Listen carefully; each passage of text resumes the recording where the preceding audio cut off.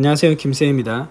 이번 시간에는 품질 강의를 들어갈 거고요. 생산 1급에 해당되는 강의입니다. 지금 강의 양이 1급이라 해서 많이 늘어나는 건 아니고요. 2강 정도가 좀 진행이 될 것 같습니다. 근데 이 2강 자체가 양이 많지 않아요. 원래 우리가 품질이 들어가 있기는 한다고 얘기를 하는데 생산 1급의 품질이 그렇게 난이도가 깊게 들어가는 것도 아니고, 원래 생산은 품질은 수식이 좀 들어가야 되는데요. 미적분도 들어가고 수식도 들어가고 해야 되는데 그런 게 하나도 안 들어가 있습니다. 그러니까 품질에 대한 맛만 본다라고 생각하시면 될 것 같고요. 그래서인지 몰라도 생산 2급과 1급 차이가 거의 안 납니다. 실기도 외주가 추가될 뿐이고, 이론도 그 기존에 나왔던 문제가 반복되는 것처럼 문제 은행식으로 품질 쪽이 많이 나온다. 깊게 안 들어간다, 지금까지는. 근데 나중에는 혹시 모르겠다. 나중에는 좀 더 깊게 들어갈 수도 있다라는 걸 알고 계셨으면 좋겠습니다. 자, 그러면 우선 9강입니다. 품질관리 의의 및 품질 경영 한번 보도록 하겠습니다. 품질의 정의 한번 볼게요. 정의는요, 여기는 우선은 시험 문제는 자주 나오지 않지만 여러분들이 그래도 좀 알고 계셨으면 좋겠습니다. 주란이란 박사, 그 다음에 파이겐바움, 크로스비, 그 다음에 한국산업규격에서 하는 얘기들이 좀 달라요. 그래서 우선 주란이란 박사께서는 빨간색으로 해서 할까요? 품질은 용도에 대한 적합성이다. 이 적합성을 좀 기억해 주셨으면 좋겠습니다. 용도에 대한 적합성이다 라고 정의하고 있고요. 그 다음에 크로스비라는 학자는 뭐를? 일치성이다. 용어만 기억해 주세요. 적합성과 일치성. 주란 박사는 적합성, 크로스비는 일치성. 그 다음에 파이겐바움은 품질이란 제품이나 서비스의 사용에서 소비자의 기대에 부응하는 마케팅, 기술, 제조 및 보존에 관한 여러 가지 특징의 전체적 구성을 뜻한다 라고 되어 있습니다. 그러니까 소비자 기대에 부응하는 구성을 뜻합니다. 포인트를 보면 소비자 기대에 부응하는 구성을 뜻하는 거고요. 이렇게 좀 기억을 따로따로 학자별로 해주시면 좋겠습니다. 예전에 좀 나왔던 문제고요. 최근에는 안 나오고 있어요. 그래도 혹시 모르니까 이쪽은 양이 많지 않기 때문에 나올 수 있어서 얘기하고요. 그 다음에 한국산업규격에서는 뭘로 정의하고 있느냐, 물품 또는 서비스가 사용 목적을 만족시키고자 있는지 여부를 결정하기 위한 평가 대상이 되는 고유의 성질 또는 성능의 전체를 얘기합니다. 그렇죠, 여러분들. 이게 KS의 정의라고 부르는 거예요. KS의 정의고요. KS A3001번에서 정의하고 있는 내용입니다. 이런 것도 있고, 그 다음에 ISO라는 국제 스탠다드 오거나이제이션에서 국제 표준화 기구에서 정의하고 있는 것도 있습니다. 되게 많아요. 근데 우리 교재에서는 이 정도가 좀 나와 있다라고 봐주시면 좋을 것 같습니다. 자, 그럼 품질의 분류입니다. 여기는 별표 3개, 시험 문제 나오는 부분이죠. 요구 품질, 설계 품질, 제조 품질, 시장 품질입니다. 자, 이 품질은 먼저 요구 품질은 뭐냐면요, 소비자의 기대 품질로 당연히 있어야만 되는 품질을 우리가 요구 품질이라고 부릅니다. 즉 소비자들의 요구에 당연히 있어야 된다는 얘기죠. 자, 그러면 소비자의 기대 품질이라는 거 하나 기억해 주시고요. 설계 품질은 뭐냐, 요구 품질을, 즉 요구 품질을 실현하기 위해서 제품을 기획하고 그 결과를 시방으로 정리해서 도면한 품질을 얘기한다. 시방이라는 건 뭐예요? 설계도를 얘기하는 거죠. 자, 이렇게 봐주시면 되겠습니다. 자, 그 다음에 제조 품질은 실제로 제조된 품질의 특성입니다. 즉 실현되는 품질, 즉 설계도를 갖다가 만들어낸 거죠. 그래서 우리가 설계한 거랑 얼마만큼 일치하느냐를 보는 겁니다. 그게 뭐다? 제조 품질이다. 그 다음에 시장 품질, 소비자가 원하는 기간 동안 제품의 품질이 지속적으로 유지될 때 소비자가 만족도를 느끼는 거죠. 그리고 이 시장 품질에서 만약에 소비자가 만족을 못 느꼈어요. 만족을 못 느꼈어. 사용을 해봤는데 만족을 못 느끼면 다시 어디로 들어가요? 다시 요구 품질로 돌아가는 겁니다. 또 반복되는 거죠. 이렇게 계속 반복된다라고 봐주시면 될 것 같습니다. 지금 이게 교과서에 나온 내용인데 기본적으로 이 내용을 좀 여러분들이 기억을 해주시면 좋을 것 같아요. 그리고 어느 책에서는 이 내용을 갖다가 약간 피드백 형식으로 환류가 되는 부분으로 전기를 하고 있고요. 어떤 책에서는 그냥 간단하게 용어를 갖다가 나열하듯이 하고 있는데 한료된다 라는 거 하나 기억해 주시면 좋을 것 같습니다. 자, 그 다음에 품질 관련 비용을 갖다 제가 따로 빼놨는데요. 원래는 이 비용이 나중에 그 뒤쪽에 나올 겁니다. 품질 관련 비용 제가 따로 빼질 않고 이쪽에다 넣었는데 개념 확장 쪽에다 원래는 없었어요. 한 4, 5년 전까지만 해도 품질 관련 비용은 없었는데 예방비용, 평가비용, 실패비용이라는 게 들어왔다라고 하는 거죠. 예방비용은 말 그대로 계획, 훈련 및 분석과 같이 예방에 관련되는 비용입니다. 품질계획, 공정관리, 평가, 교육훈련에 들어가는 비용을 예방비용이라 부르고요. 평가비용은 뭐냐? 평가비용은 검사죠. 테스트 비용입니다. 수익검사, 점검, 최종검사, 그다음 공정검사, 재료검사 이런 것들이 다 평가비용에 해당된다. 실패비용이라는 것도 있습니다. 실패비용은 사내 실패비용과 사외 실패비용, 교재에서는 내부 실패비용과 외부 실패비용으로 나뉘는데요. 내부 실패비용은 말 그대로 사내에서 아직 고객에게 가지 않은 겁니다. 이렇게 봐주시면 되고요. 고객에게 전달되기 이전의 재작업과 수리, 폐기, 재작업, 그 다음에 재검사, 재시험 이런 것들이 들어가는 거고요.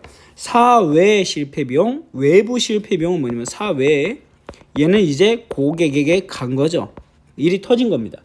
그래서 고객에게 전달된 후에 수리 및 교환 환불에 대한 내용, 보증에 대한 부담, 고객의 불평 처리, 반품 처리, 불량 이런 것들이 다 뭐가 된다? 실패비용, 외부 실패비용이 된다. 그래서 이 비용도 주란 박사는 1대 10대 100으로 표시했었죠. 예를 들면은 예방비용 1이다. 평가비용은 10이고 그 다음에 실패비용 100이 든다는 얘기입니다. 즉 그래서 기업들은 어디에 조금 더 관점을 둬야 된다? 그렇죠. 이것도 시험 문제 자주 나온 문제. 예방비용에 최근에는 이슈를 두고 열심히 관리를 하고 있다 라고 봐주시면 좋을 것 같아요. 자, 그러면 TQM으로 바로 넘어가 보겠습니다. 우리 그 품질관리는요 밑에 역사가 있어요. 역사. 품질관리 역사를 같이 봐주시는 것도 괜찮습니다.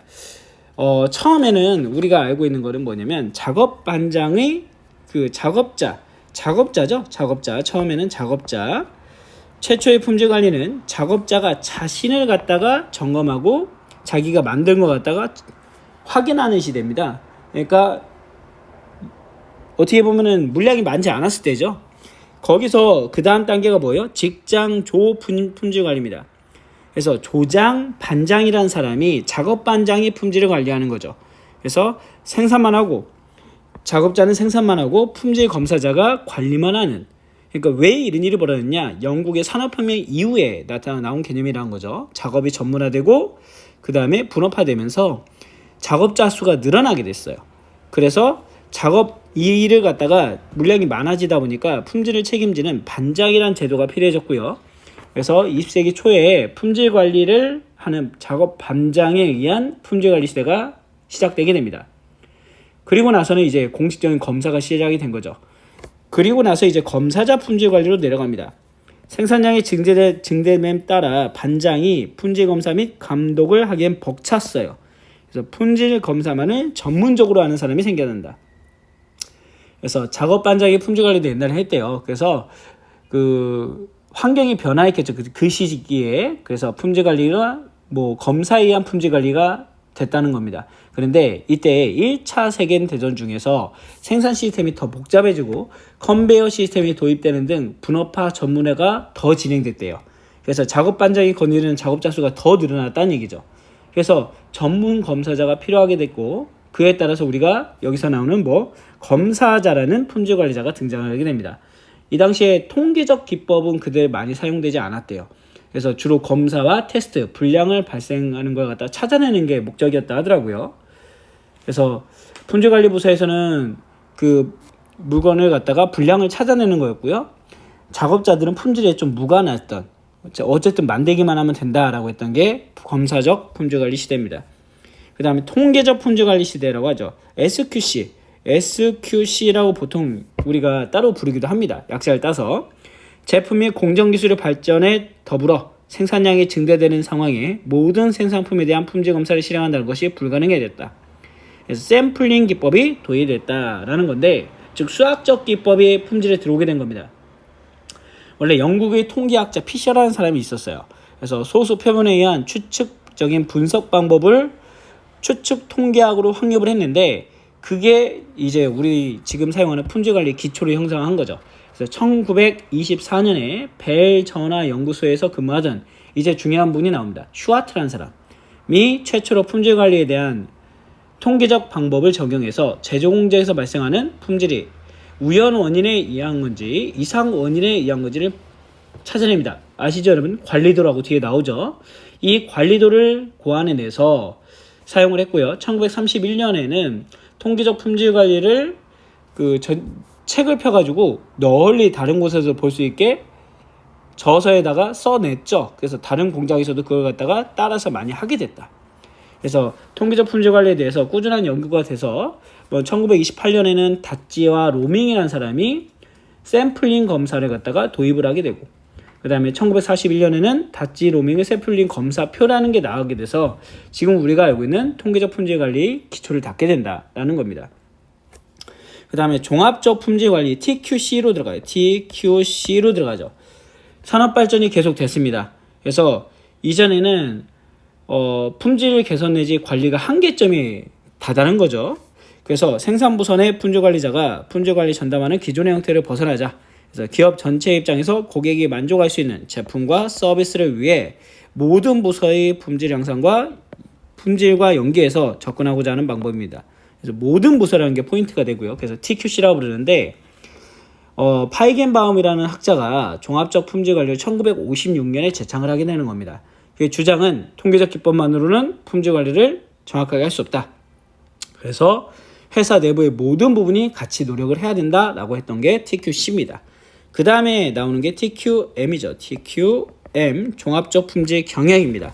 종합적 품질 경영이란 고객의 욕구를 충족시켜줄 수 있는 품질의 제품을 경제적으로 생산하고 서비스할 수 있도록 조직의 모든 부서가 협력을 이뤄서 통계적 기법은 물론 제반 기법 활동을 통해서 품질의 개발, 유지 및 과업을 수행하는 체계를 의미한다. 그래서 미국에서 TQM은 시작이 됐지만 일본에 비해 열세를 보였다는 얘기죠. 왜냐하면 1980년대 후반에 일본의 품질관리 TQC를 분석해서 발전시킨 것이 미국의 TQM이거든요. 왜냐면 주란 박사가 그때 미국에 있다가 일본으로 넘어가서 일본 TQM을 갖다가 정착을 하고 다시 오게 되는 겁니다. 미국으로. 그래서 지금 우리가 부르는 QM이라고 부르는 거에 근거가 되는 게 TQM이다 라고 봐주시면 될 것 같아요. 그래서 여기서 좀 더 넘어가면 이제 6시그마 시대로 넘어가는 거죠. 자, 이게 품질관리 역사인데 시험 문제는 잘 안 나오더라고요. 그래도 혹시 우리가 품질을 배우니까 한번 여러분들이 기억을 해주시면 될 것 같고요. TQM의 기본 원칙 4가지는 시험 문제 나옵니다. TQM의 4원칙 보시게 되겠습니다. TQM의 4원칙을 보시면 고품총지라고 외웠던 것 같아요. 고객 중심, 품질 문화 형성, 총체적 참여, 지속적인 개선을 갖다가 얘기하고 있다. 요거 시험 문제 자주 나오니까 여러분들 기억을 해주셨으면 좋겠습니다. 자, 그리고 지금 요번 강의의 마지막 내용인 것 같아요. QC의 7가지 도구가 있습니다. QC의 7가지 도구는요. 특성 요인도, 파레토도, 그 다음에 히스토그램, 산점도, 층별, 관리도, 체크시트가 있는데요. 요거는 하나하나가 예전에 시험 문제에 많이 나왔었어요. 그래서 하나하나씩 봐도 내용이 되게 많기 때문에 그냥 간단하게만 보겠습니다. 여러분들. 교과서에는 아마 어글도가 나와 있을 거예요. 특성 요인도가. 그래서 인과형 도표라고 부르기도 하고요. 이시가와 도표, 어글도라고 부르기도 합니다. 왜냐하면 모양이 이렇게 생겼어요. 이렇게 요인으로 되어 있고 마지막에 여기가 뭐예요, 여러분들? 결과를 갖다 내가 어떤 특성에 대한 원인을 분석해 놓은 거거든요. 그리고 나서 보니까 어떻게 보여요? 생선 뼈처럼 보인다라고 해가지고 어골도라고 부르기도 하고요. 이시가와라는 박사가 만들어서 이시가와 도표라고 부르기도 합니다. 그 다음에 인과형 분석도라고 하기도 하고요. 원인과 결과니까요. 즉 결과에 영향을 미친다고 생각하는 요인들을 빼내는 겁니다. 알기 쉽게 분석해 놓는 거죠. 그래서 보통 우리가 4M이라고 불렀던 거, Man, Machine, Material, Method, 그게 여기 하나의 요인으로 들어가게 돼서 분석하게 되는 겁니다. 또 여기서 핵심 요인을 발견하게 되면 그걸로 또 특성 요인들을 또 그려가는 거죠. 접근을 하기 위해서. 그래서 즉 어떤 원인이 어떤 결과에 영향을 미치는지를 한눈에 볼 수 있도록 명시한 그림, 그 결과 특성에 대해서 어떤 관계로 영향을 미치는지 명확하게 원인을 규명하고 빠르게 파악하는 분석 기법을 우리가 피시본 다이어그램, 다른 말로 하면 특성 요인도라 부른다. 기억해 주시면 좋을 것 같습니다. 다 별표예요, 여기는. 자, 그러면 파레토도는 뭐냐? 여러분들 파레토도라는 거는 그림으로 보면 이렇게 되어 있어요. 여러분들 보시기 편하게 그리면 이렇게 우리가 알고 있는 막대 그래프가 나오고요. 왼쪽은 막대 그래프고 오른쪽엔 뭐가 있냐면 이렇게 누적 꺾은 선 그래프가 있습니다. 그래서 왼쪽은 막대 그래프, 오른쪽은 누적 꺾은율을 해서 100%까지 이 파레토 불량 결점수를 나타내는 도표를 그려내는데요. 이 파레토도를 통해서 결점이나 사고 건수 분석 대상에 대해 원인의 불량을 파악하고요. 가장 큰 원인을 지금 우리가 볼 수 있죠. 이 원인들을 개선하면 공정이 개선되겠구나를 보는 겁니다. 그래서 누적 분포로 나타내는 것이다. 이렇게 봐주시면 됩니다. 그래서 여기서는 포인트가 뭐냐? 파렌토에서는 그렇죠. 하나 쓸까요? 개수형이란 얘기죠. 개수형을 갖다가 우리가 자료로 범주를 나타낸 빈도를 갖다가 파레토도라고 부른다. 불량, 결점, 고장, 발생 건수 또는 손실 금액을 갖다가 큰 순서대로 나눠놓는 걸 우리가 파레토도라고 부릅니다. 자, 한번 봐주시면 좋을 것 같고요. 그 다음에 히스토그램이 있습니다. 히스토그램은 길이, 무게, 시간, 경도를 측정하는 거죠. 길이, 무게, 시간, 경도인데 얘 포인트가 뭐냐? 그죠? 연속형 데이터라는 거예요. 그걸 갖다 우리가 계량치라고 부릅니다. 요 중요합니다. 개수치와 계량치만 가지고도 문제를 풀 수 있어요. ERP 문제에서는. 그래서 계량치를 갖다가 분포도를 보여주고 있는 거. 그래서 어떤 조건 하에서 데이터를 몇 개 구간으로 나누고 그 구간에 포함되는 데이터를 도수 분포표로 표시해 가지고 표현해 놨다. 이걸 뭐라 부른다? 히스토그램이라 부른다. 시험 문제 정말 많이 나옵니다. 체크해 주세요. 산점도는 삼포도죠. 삼포도라 부르는 건데 우리가 S축, Y축 그려가지고 점 찍는 거 아시죠, 여러분? 이렇게 그린 다음에 여기 점이 들어가 있는 거, 이걸 산점도라고 하는 거예요. 이 산점도라고 표시합니다. 그래서 여기서는 뭐냐면 한 대상에 대해서 나타나는 두 가지 서로 요인에 대해서 상관이 있는지 없는지, 상관이라는 건 뭐예요? 서로 관계가 있는지 없는지를 보는 거죠. 흩어짐을 나타내는 거 갖다가 표시해주고 경향을 파악하는 겁니다. 그래서 산점도를 주는 문제 해결을 위한 사전 원인 조사 단계에 쓰이며 자료의 수치가 얼마나 떨어져 있는지로 분산, 표준 편차를 알 수 있다라는 걸 파악해 주시면 될 것 같아요. 자, 그 다음에 층별이라는 게 있습니다. 층별은 몇 개의 데이터를 범주를 나눠서 원인을 분석하는 기법을 라고 합니다. 그래서 결과에 영향을 미칠 것으로 예상되는 이질적인 항목이 있을 때 자료를 수집하는 단계에서부터 관찰하는 거. 그래서 원래는 A라는 공장에서 분량이 10개가 나왔다는 거죠. 근데 A1과 A2로 나누고 나니까 A1에서만 10개가 났고 A2는 분량이 안 났던 거예요. 지금 우리가 한 게 뭐예요? 층을 나눴던 겁니다. A 공장에 A1과 A2라는 기계로 층을 나누다 보니까 정확하게 원인을 알 수 있다는 거. 이걸 층별이라 불러요. 정확하게 파악하기 위해서 한다는 얘기죠. 그 다음에 관리도는 정말 중요합니다, 여러분. 그래서 뒤쪽에 또 나오는데 관리도 같은 경우에는 공정이 이상 유무를 파악할 수 있는 거죠. 그래서 슈와트가 아까 얘기했던 슈와트가 개발한 관리도를 우리나라에서도 표준으로 쓰고 있는데요. 정상적으로 작업해도 어쩔 수 없는 산포, 우연 원인에 의한 산포, 그대로 보완넘길 수 없는 산포, 이상 원인에 의한 산포를 갖다가 구분해서 안정된 상태에 있는지를 갖다 파악하고 이에 대한 적합한 대책을 세우기 위한 게 뭐다? 관리도다 라는 겁니다. 자, 마지막 체크시트입니다. 관리도는 뒤에서 따로 할 거기 때문에 체크시트는 체크리스트라고 부르죠. 그래서 일련의 데이터를 양식에 표시하는 겁니다. 그래서 기록용 체크시트와 점검용 체크시트가 있다. 체크시트는 그렇게 시험 문제에 많이 나오지는 않는 것 같아요. 이렇게 봐주시면 되겠다. 자, 그러면 여기서 신 QC의 7가지 도구로 최근에 넘어왔는데 우리 ERP 체계는 아직 안 들어왔더라고요. 근데 나중에 들어올 수도 있습니다. 그래서 요거 한번 말씀을 드리면 친화도, 그냥 제목만 기억해 주시면 될 것 같아요. 친화도, 개통도, 그 다음에 연관도, PDPC법, 매트리스 데이터 해석법, 매트리스 도법, 에로 도법이 있습니다. 이 안에 깊게 들어가서 이걸 갖다가 보실 필요 없고요. 나중에 혹시나 자기가 품질 경영 기사라든가 다른 걸 한번 할 의지가 있다 하시는 분들은 더 하시길 권장을 드리고요. 그게 아닌 분들은 CQC의 7가지 도구는 그냥 개념만 이런 게 있구나 라고만 기억을 해주시면 좋을 것 같아요. 그래서 언어 데이터를 분석하기 위한 도구로서 뭐 풍부한 생활이란 뭐 자신이 좋아하는 것을 생활할 수 있다라는 단어로 표현하는 데이터를 얘기한다라고 어느 책에서 기술하고 있는데, 결국에는 뭐냐면 이전에 신QC 이전에가 QC의 7가지 도구가 결국에는 약간 품질 개선을 위한 논리적 사고에 좀 중점을 뒀다면, 신QC의 7가지 도구는 문제를 해결하는 과정에서 무엇을 새롭게 발견하거나 다른 아이디어를 내는 약간 정성적인 기법에 조금 더 치중을 했다. 그러니까 아이디어를 쪽에서 조금 더 효과적으로 사용할 수 있다라고 보시면 되겠습니다. 그래서 연관도는 예를 들면 중점 지향이고요. 그 다음에 개통도는 대책을 마련하는 거고요. 그 다음에 매트리스도는 대응 방안을 마련하는 거고요. 그 다음에 PDPC법은 뭐냐면 예측하지 못한, 예측 불가능 상황에 대응하기 위한 거다. 봐주시면 되고, 에로 다이어그램은 우리 화살표니까 일정이겠죠. 일정 계획에 쓰는 거고요. 자, 그리고 친화도는 문제 정리입니다. 정리에 쓰는 거다.